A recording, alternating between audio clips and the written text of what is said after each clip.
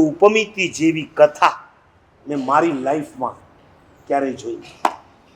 ખુદ રાજા હેપતાઈ ગયો, એણે વાત કરી. આપણે બધાએ વાંચવા જેવું છે.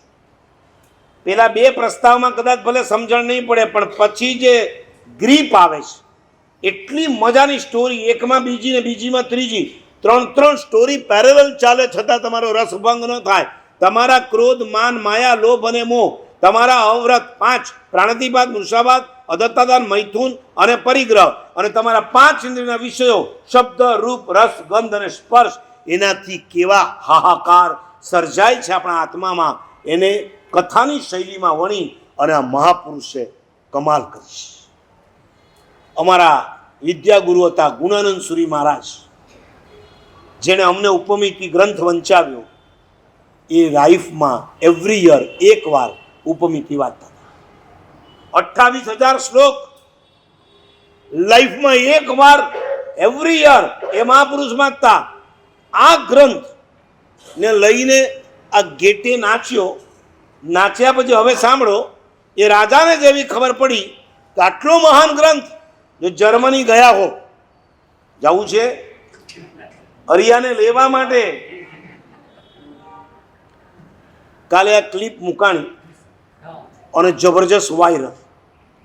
એના મમ્મી અત્યારે પ્રોપર બોમ્બે છે. એને જેવી ખબર પડી કે હજી મારા સાહેબ સાથે હું ગઈકાલે વાત કરું છું ને આજે તો એની ક્લિપ, એ થેન્ક યુ કહેવા માટે પાછા આવે પ્રોપર બોમ્બેથી. સૂર્યાસ્ત થઈ ગયો હતો. બેન હવે નહીં મળાય. નીચેથી એક છોકરો આવ્યો, આપણા જ કોક પાર્લાવાળા બેનનો છોકરો, એ કોન્ટેક્ટમાં હશે. એ છોકરા સાથે એમને લેટર મોકલ્યો, મારા સાહેબ બસ આ રીતના અમારા પર ઉપકાર કરતા રહેજો, અમારી દીકરી પાછી આવે અને એને ભગવાનના શાસનને સમર્પિત કરવી છે, અમારી આ જ ભાવનાને ખેવના છે. તો એ જર્મનીમાં બર્લિન છે. બર્લિન, પેલા બર્લિન 2 વચ્ચે દિવાલ હતી. એ દિવાલ હવે તૂટી ગઈ છે.